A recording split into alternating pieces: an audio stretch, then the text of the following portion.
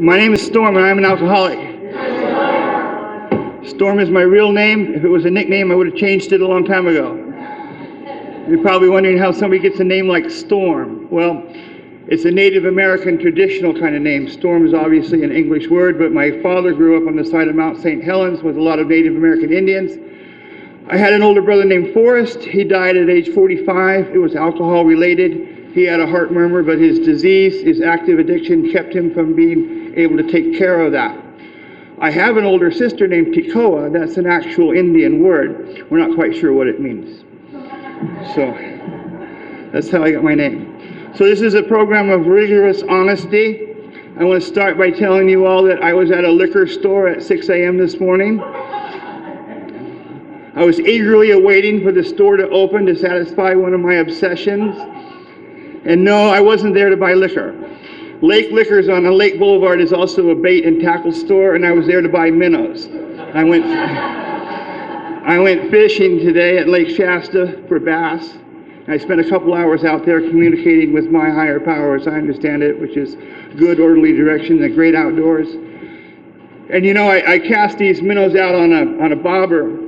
And the bobber would go down, and then I'd jerk on the line, and the bobber would come back up, and there's no minnow, no bass. So I'd throw out another minnow, and then the bobber would go down, and I'd pull it back up, and there's no minnow, no bass. This goes on for a couple hours, right? And I'm starting to get pretty frustrated. I got 2 minnows left in my bucket. And I'm thinking, oh my God, you know, I got one more time, I'm a failure. I can't even fish.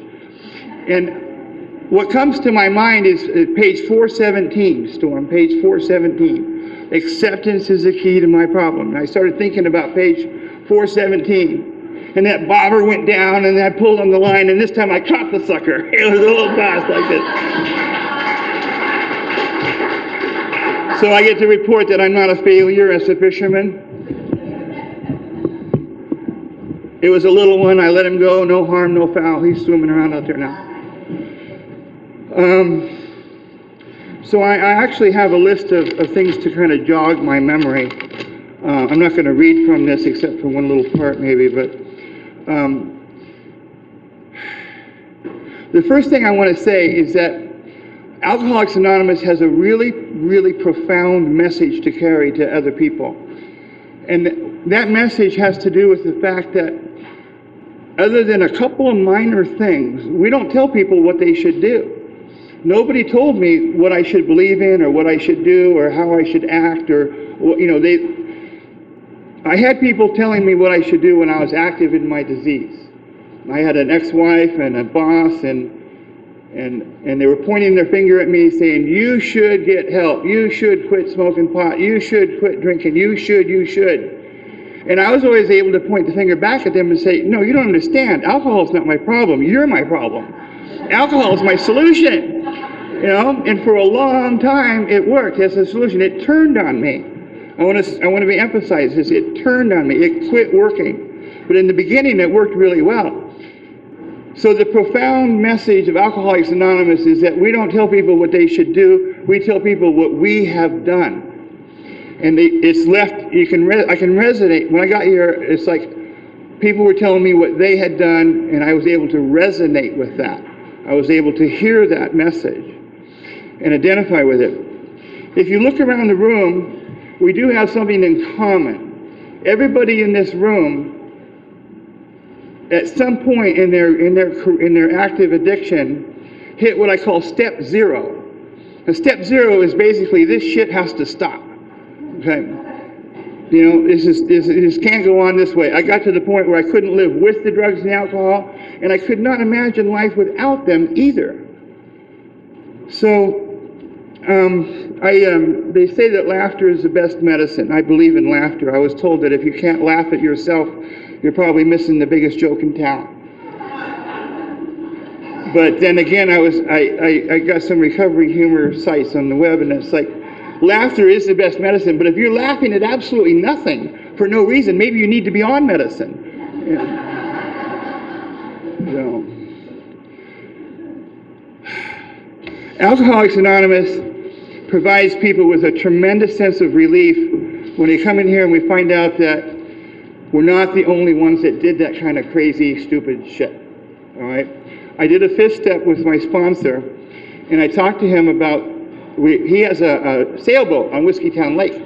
So we were out there, I was communing with the God of my understanding. I was admitting to my God and to another fellow being at the same time, right? And I told him about some of the depraved, sick stuff that I did under the influence of drugs and alcohol. And he's like, oh, you did that too? Cool. It normalized my behavior. I'm not alone, okay?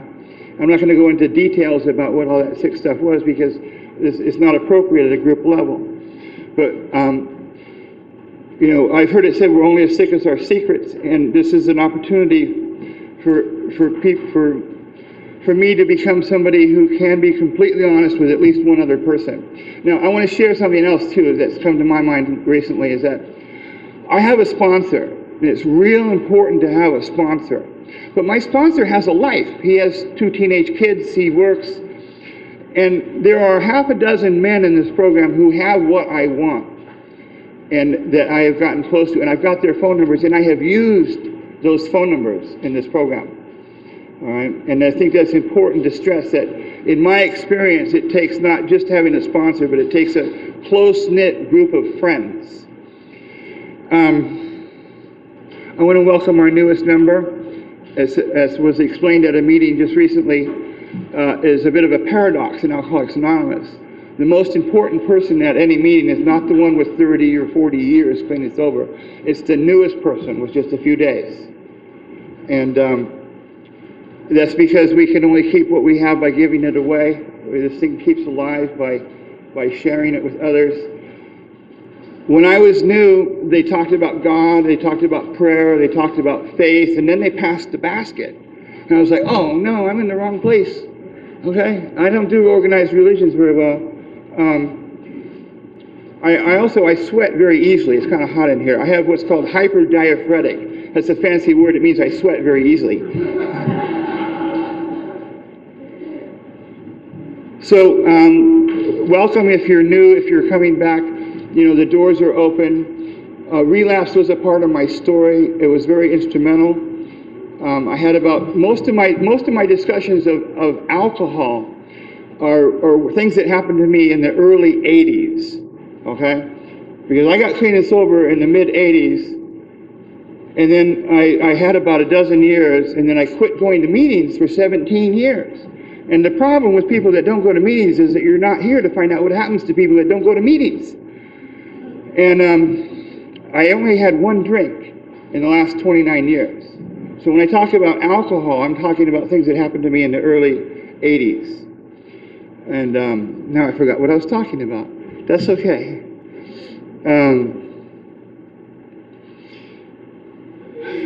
The 80s, yeah, you had to be there.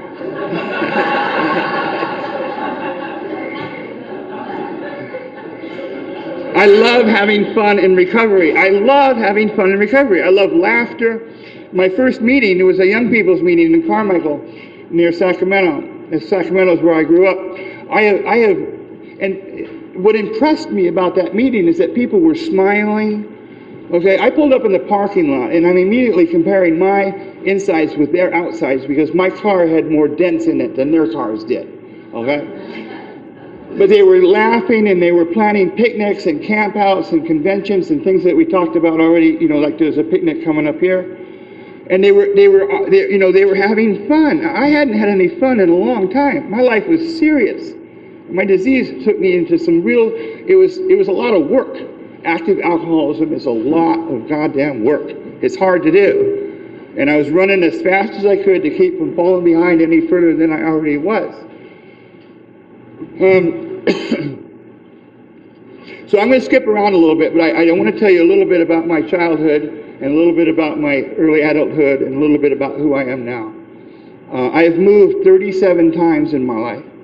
And I don't mean just stay somewhere for a couple of months, because I did that quite a bit too. I mean pack everything up and move it.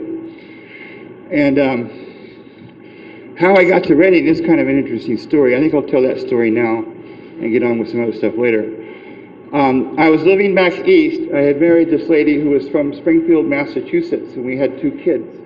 We bought a house back there, and I had a career as a crisis clinician, I was doing assessments on people in the emergency room that were suicidal and psychotic and deciding whether they were safe to go home or not, or whether they needed to be on a hold. I loved that work. I got fired from that job. One of the only times in my life I ever got fired for a drug and alcohol related, it wasn't alcohol, but it was drug related behavior on my part that got me fired. But in 2008, my brother was having some problems with cocaine. And I flew out to Marin County where he lives, and I went to something called Burning Man with him.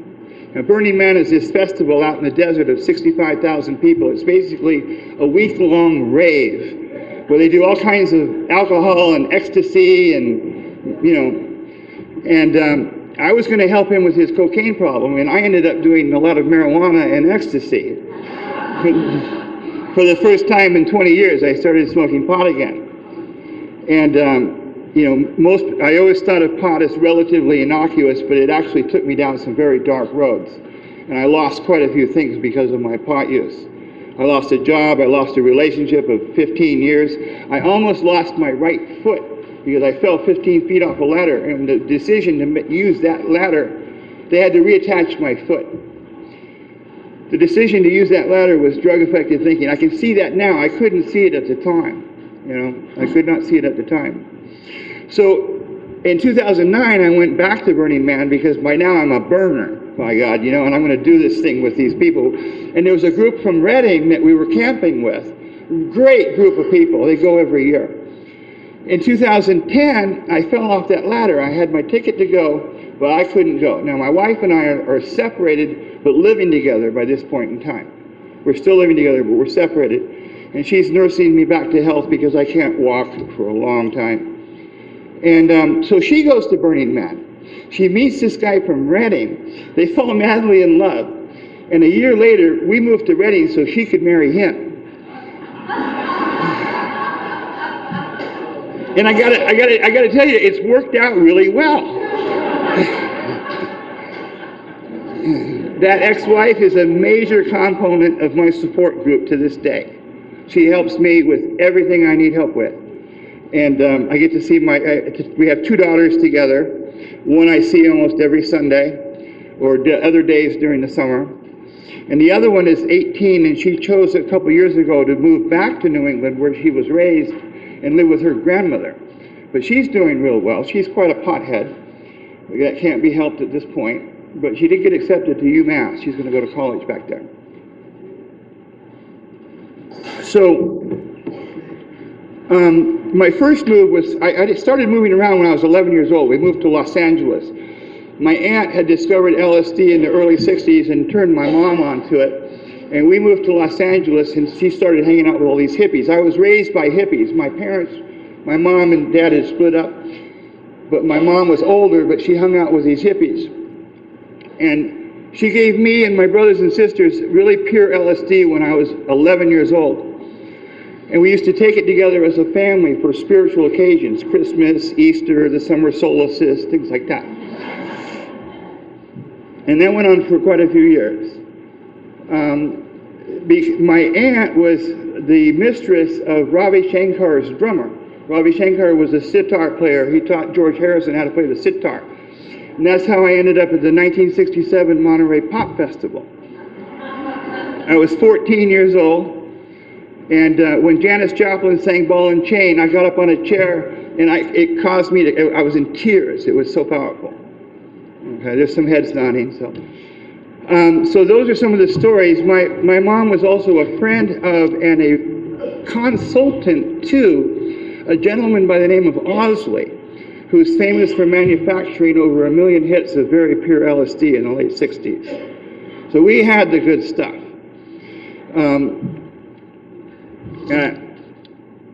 What I learned from all of that is, one, you can't tell people what's really going on at your home, because if you do, your mom might get arrested and sent to jail. Okay. What I learned from all of that was that something out there is going to fix me in here. I need something out there to change how I feel in here to be okay. So Interestingly enough, my father took LSD for the same reasons that Bill W. did. Bill W. took it in the late 50s, and it was experimental. It was a chemically induced spiritual awakening. They were trying to see if it was going to be useful for that, and it had some use. My dad got sober in Alcoholics Anonymous in North Sacramento in the mid-50s, and he would take me and my brothers and sisters to the Saturday night meeting. We get all dressed up and we go down and we'd sit in those smoke-filled rooms, and there was a plaque on the wall, and it said, "I'm not the man I want to be, nor the man I ought to be, but by the grace of God, I'm not the man I used to be." And I still remember that plaque on the wall. But he would let us kids, I was 6, 7, 8, 9, 10 years old, he'd let us drink that strong coffee full of sugar and cream, you know. So that was my introduction to caffeine as a drug. A little kid who was shaking it. And then we'd play bingo after the meeting on Saturday night. And he'd buy our cards for us and let us keep any winnings. And the winnings would be like $20, which is an awful lot of candy money for an 8-year-old. And that was my introduction to gambling. North Sac AA on a Saturday night. Well, by the late 70s, my dad was telling me that the addicts had ruined AA. Now, the reason he said that is because he wanted to continue to take all kinds of different pills and smoke all kinds of different pot and other substances and still pick up his 20-year chip in AA. You know, I mean, I didn't know it any different at the time. He was sober as far as I knew, okay? After 23 years, he quit going to meetings, and after 2 years of that, he was drinking a gallon of white wine a day. He fell and broke his hip, ended up on life support at Kaiser Hospital in Carmichael. And he came around and started writing to the doctors that he wanted to be allowed to, he was 72 years old. He wanted to be taken off of life support and allowed to die. So they had a big meeting of the ethics committee of the hospital at 7 a.m., and my sister was there. We explained to them about my dad's alcoholism, and basically what it came down to is that he didn't feel he had another recovery in him. He couldn't live with it, and he couldn't live without it. He wanted to just check out. So they voted and decided that he had the right to refuse treatment, and they took him off life support. I was across the street at an AA meeting when he died. And he was only 73. But this disease alcoholism is a family disease. All right? People that lean on people who lean on bottles fall over. That's what happens. And, today, in my life today, my daughters are free to love me and not be hurt by that. All right? The people in my life can love me, and they're not going to suffer because I'm in active addiction, active alcoholism. So behind every active addiction, every active compulsion, every destructive obsession, there is a delusional, defective thinking that this time the negative consequences won't occur. This time it won't hurt me. This time I'll only drink 2. This time I won't spend my whole paycheck, okay? And it's delusional. I believed that delusion for a long, long time. I was in the Air Force for 4 years, and then I worked at the Sacramento Army Depot for a dozen years as an electronic technician. That was my previous life.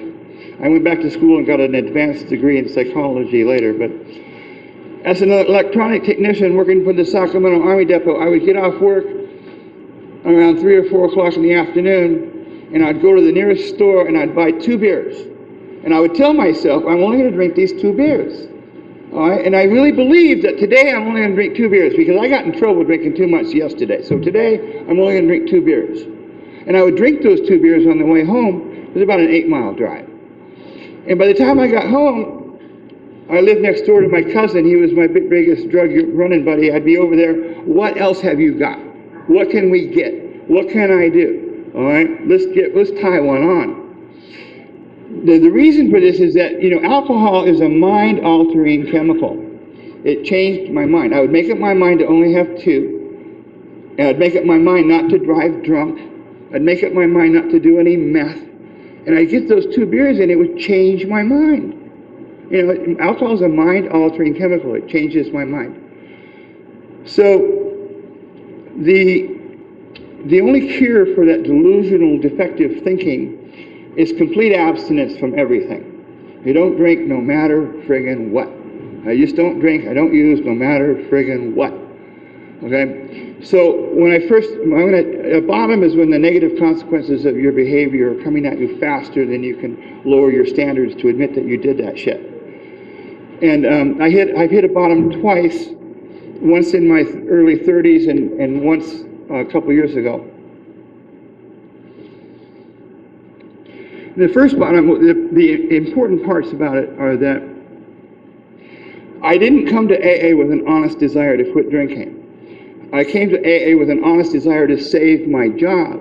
I had this high-paid federal government workers. It takes a file 3 inches thick to fire one, and they had a file on me 2.5 inches thick. They were getting ready to fire on my ass. You know, I called in 50 times telling them I had another tooth to be pulled. You have 50 teeth in your head, you know? So they ordered me, I admitted to a problem with alcohol. The meth was killing me. I tried the weekend-only, recreational, occasional use, intravenous use of methamphetamine. It did not work. It did not end well. But I admitted to a problem with alcohol because that was more socially acceptable. They put me in the employee assistance program and they ordered me to go to 2 meetings a week. And I think I got to 1. And after about 6 weeks, I acquired an honest desire to not drink. From hearing my story in the meetings, I acquired an honest desire. And I said, okay, I'm never drinking again. I can do this. I'm never drinking again. And about 2 days later, I found myself with a beer in my hand going, how did that happen? Pounding on the table, how did that happen? I was going to stay stopped. And I got scared. I thought, well, maybe this isn't a matter of willpower. Maybe this is something more than just willpower. So I checked into a recovery home up in Auburn, a place called MoCare. The guy's name was Morris Roy. He went by Mo, and he cared, so it was called MoCare. And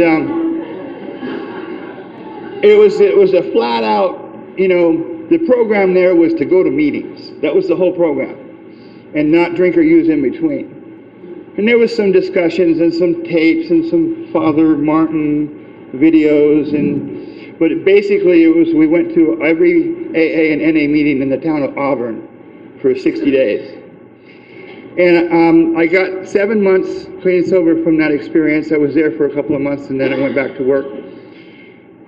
And then I relapsed. And relapse occurs because the delusional thinking comes back in recovery. That delusional defective thinking is still there. And it'll come back full-blown in recovery and convince me that I deserve one more time. Okay? But this time I'll control it. And I'll just have a little bit and I'll go right back in the program. That was sort of my thinking. So in my mind, and this is what I want to share, I'll never forget this. In my mind, a California cooler, which is a wine drink, an ice-cold California cooler was the most tasty, the most delicious, the most wonderful beverage in the world, and it would take me where I wanted to go. And after 7 months, I hit that ice-cold wine cooler, and it tasted like crap. It tasted horrible. Of course, I drank it and a couple more also, But it did not take me where I wanted to go. All right? My mind was lying to me about the effect of alcohol. Now, I suffer from euphoric recall. It's a delusional, it's very simple. It's like this. If I try to remember the events and the occurrences of the last time that I was loaded, those memories were laid down in a loaded brain. And they're a distortion of the truth. All right, because they're distorted. Your brain is altered by the chemical. So the memories are being laid down in short-term memory in the brain that's whacked out. Okay? So when I try to recall those memories, what I get is a whacked out version of what really happened. So my brain is not my best friend. My brain will lie to me about the effects of drugs and alcohol. And if I don't stay in the middle of the herd, I'll start to believe that lie again. And for me, the middle of the herd is going to a lot of meetings, having a sponsor, having sponsees, working the steps, reading the book. Okay? We don't tell each other what we should do in here, but there is a little bit of dogma to AA. And that is read the book, get a sponsor, work the steps. We tell each other you should do that. We tell newcomers that they should do that. And behind that is really the lesson that when I did those things, I got better. When I did those things, the delusion diminished. The obsession was removed. I was no longer susceptible to that defective thinking. Let's see the clock. Okay, so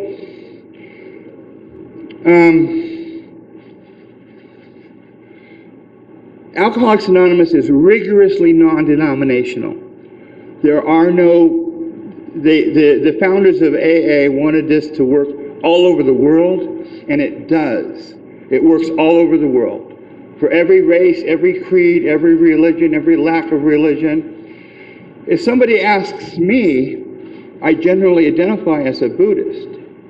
Now, the truth is, I'm a pantheist, but most people don't know what that word means. So I just say Buddhist because that's the closest thing that people understand. Pantheism is not a religion. It's a philosophy. It's the belief that God and the forces of the universe are the same. And the universe is really, really big.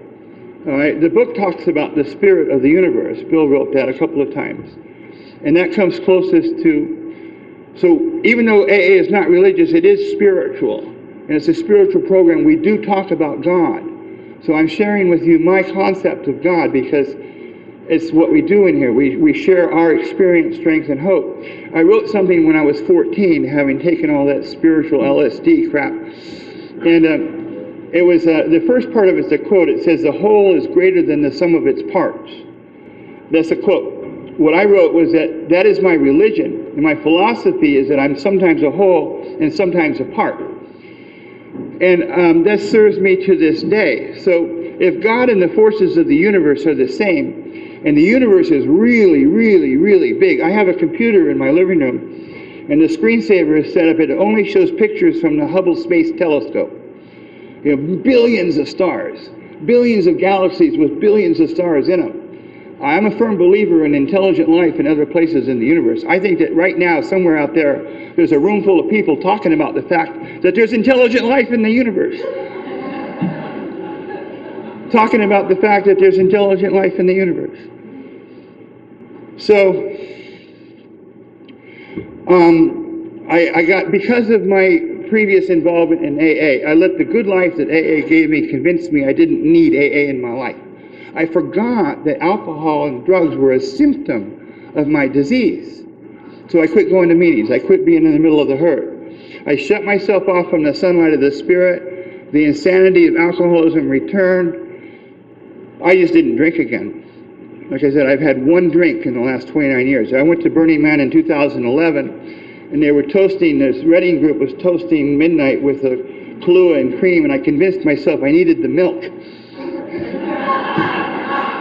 That was my one drink in 29 years. Now, if you say, okay, if he's a real alcoholic, how come that one drink didn't trigger the obsession? How come that one drink didn't cause him to go hog wild? Well, I was smoking pot 24/7. What can I say? So, I got to this place called MoCare, and they told me some very simple things. They told me that my best thinking got me here. And I immediately related to that. They said, stick around and watch the passing parade. Unfortunately, that has been the case. Alcoholics Anonymous works for anybody who completely gives themselves to this simple program. It does not work for people who do not give themselves to this simple program, or who take it back, who don't stay in the middle of the herd. They also told me, they said, Storm, we want you to utilize, don't analyze. Just use this information. Don't sit there trying to figure it out. And naturally, being who I am, I told them I had to think about that one for a little bit.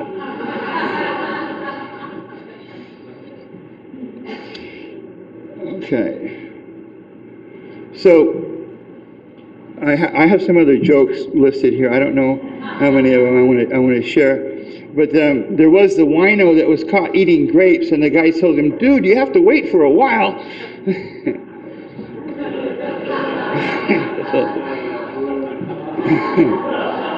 So again, I want to welcome the newcomer. What causes a problem is a problem. That's the basics of it. If drugs and alcohol are causing a problem, then that needs to be addressed. That was the case in my life. So I hit a bottom behind meth and alcohol in the mid-'80s. I got into recovery. I stayed in recovery mostly in the fellowship. I went to, in Sacramento, there's a lot more campouts, picnics, conventions. I got involved in Occupy, which is All California Young People in AA. We bid for it, and it brought it to Sacramento, and I helped put it on. I was part of the committee, and then later I was part of the advisory committee for Occupy. I got involved in ICUPA, which is the International Convention of Young People in AA. We went to Salt Lake City and bid on it, and we didn't get it, but then the next year they went to Toronto. In 1991, San Francisco hosted the International Convention of Young People in AA. So I stayed sober on the fellowship. I had a sponsor in name only. I didn't have a list of phone numbers that I used. I had some friends in the program. But I didn't do enough in the way of growing along spiritual lines. One of the, when people talk about, well, I'm doing it different this time, I know what they're talking about, because for me, there's certain things that I didn't do in the dozen years that I was sober that I'm paying much more attention to this time. And one of them is minding my own business. What a concept that is. When I was sober before, from 85 to 95, approximately, I had the police called on me twice in that, quote, sobriety for acting out in public in ways that were inappropriate. Once at this pizza restaurant, I got mad. I was on the way to an AA meeting. It was a potluck. I was supposed to bring pizza. And they didn't have my order ready, and I got mad, and they acted out. And they said, as I'm leaving there, the police are coming, And, I wasn't able to mind my own business. So today, I'm paying a lot more attention about minding my own business and staying out of other people's drama. The kind of drama I'm talking about, all right? Because in the 17 years I quit going to meetings, so some of that drama came back. There was the yelling, the hanging up the phones, the slamming of the doors, the peeling out of the parking lots, that kind of drama. So to give you an example of how I'm staying out of that today, I was the secretary of a meeting, and this lady walked in with 15 minutes left in the meeting and hands me her court card. And my first thought was, I'm not going to sign that. She wasn't here for the meeting. And my next thought is, well, if I don't sign it, she's going to get mad, and I'm going to get defensive, and it's going to be drama. So I signed it right away. Like, I don't care. Another example is there's a meeting in town that is in the beginning of the meeting, they ask that you don't smoke on church property and that you not cuss on church property. And I heard that, and I was like, fuck that shit.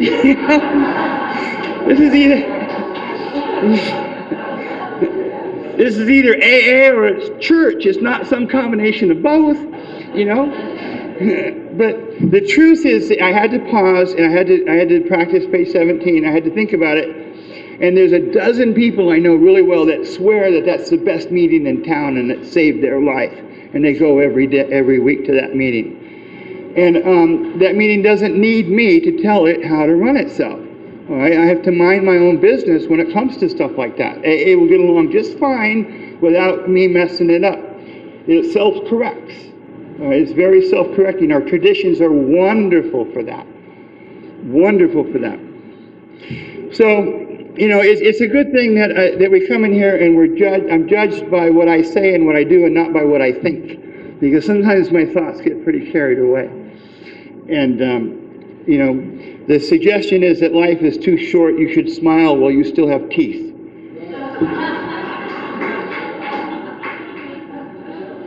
So it says that our stories disclose in a general way what we used to be like, what happened, and what we are like now. It doesn't say what it was like and what happened and what it is like now. But there's a certain degree of talking about what it was like in order to explain what I was like.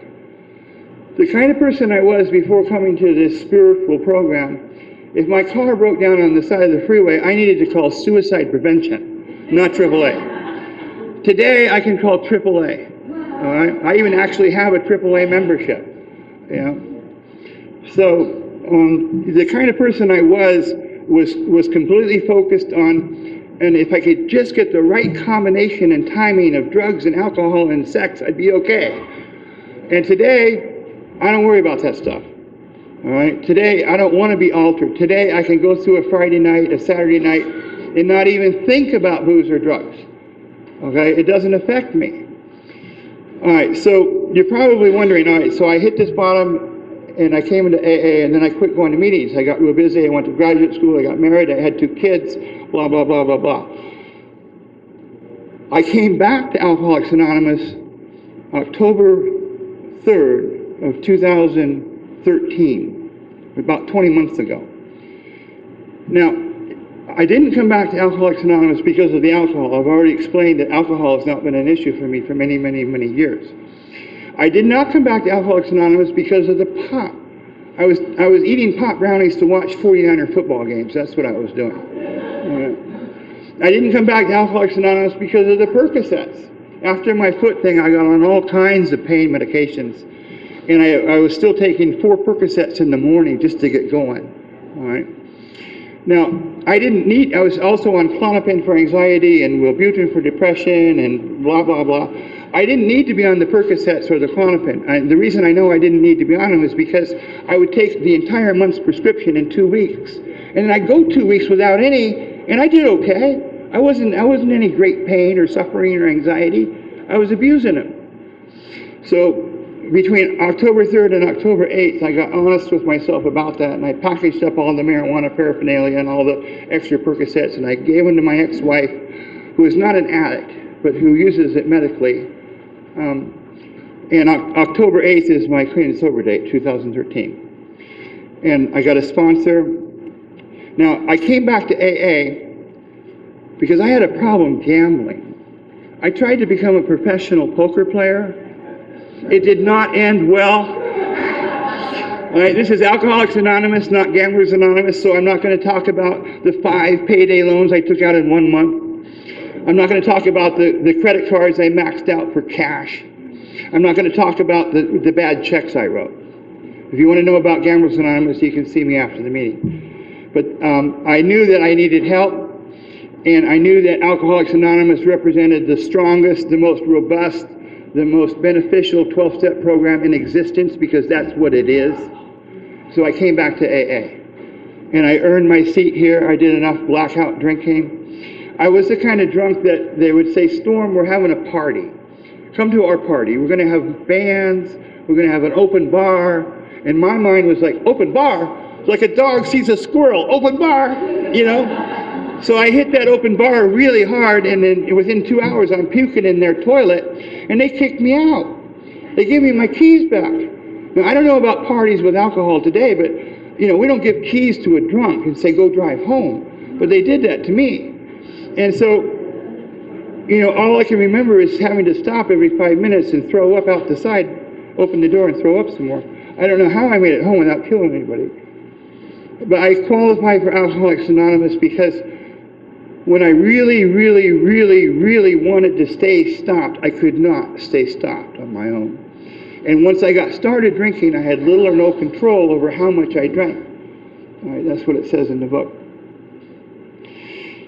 So today, you know, one of the promises, you know, today I have this advanced degree in psychology. I never got licensed because I had this wonderful job that I liked that didn't require being licensed. And then I broke my foot. I wasn't able to walk or work for quite a long time. And I broke my leg. They had to reattach my foot. But one of the promises is that fear of people and economic insecurities will leave us. I don't have fear of economic insecurities. I have actual economic insecurities. And that's okay. You know, you can take one look at me and tell I've never gone to bed hungry. All right? I was driving over here, and some of the Reddings on the Cypress Bridge, some of the Redding's finest homeless people were out doing their thing, and I don't understand how come so many homeless people have dogs. It just doesn't make any sense to me, but they do. I would not make a good homeless person. I need to eat 5 times a day, okay? And yet, behind my disease of of compulsive gambling, I almost became homeless because I gambled the rent money away a couple of times, once towards the end anyway. Now, I never got a DUI. I never went to jail for my alcoholism. I have a phobia about going to jail. Whenever I find myself doing something that could land me in jail, it gets my attention right away. Writing those bad checks is what brought me into recovery. That was a bottom for me. I would not make a good prisoner. I need 6 pillows around me to sleep comfortable at night. You don't get 6 pillows in prison, They don't treat you well like that. So I'm really grateful for Alcoholics Anonymous. I have been taught some very profound, very simple spiritual lessons in life and how to get through. Like today when I got frustrated fishing, acceptance is a spiritual principle. I practice it in my affairs. They taught me to learn to love people for who they are, not who I want them to be. And that's a profound spiritual lesson. I'm still in the process of learning to let people be wrong, not to impress on them that I'm right. The problem with proving to other people that you're right all the time is that sometimes you're wrong, and it backfires. So, I think I'm about done. One more story, and then I'll finish. And this isn't a story of my drinking, but it's a story of drinking and alcoholism and what happens. It was early 1981. My grandparents lived in Fair Oaks, California, near Sacramento. My wife and my grandmother and my baby daughter were out shopping, and we were sitting in the house, and there was a sound like an explosion of a watermelon or something, and then this lady started screaming. He didn't even stop. Well, a drunk driver had hit a teenage girl and killed her in front of my grandfather's house. I was the second person to the body. And this nurse pulled up and is like, "Have you done CPR?" And we're like, "No," because there's like bones sticking out and stuff. It was gross. But we did CPR, and her heart started. I was taking her pulse. Her heart started back up. And the reason I'm telling this story about somebody else's alcoholism is I was actually instrumental. There was some guy that was coming up the street, and I had him talk to the police about what he had seen, and it helped. They caught the guy. And they put him in prison. He got out and he did it again. But they did catch him that time. Now, the lady's mother was named Candace Leitner. She started the organization called Mothers Against Drunk Drivers. That was the girl whose death started that whole organization. I was there. So, as things happen in life, I have to remind myself that I don't know how the universe is supposed to unfold. I don't know what the end of this story looks like. It hasn't been written yet. All right? It's an open book.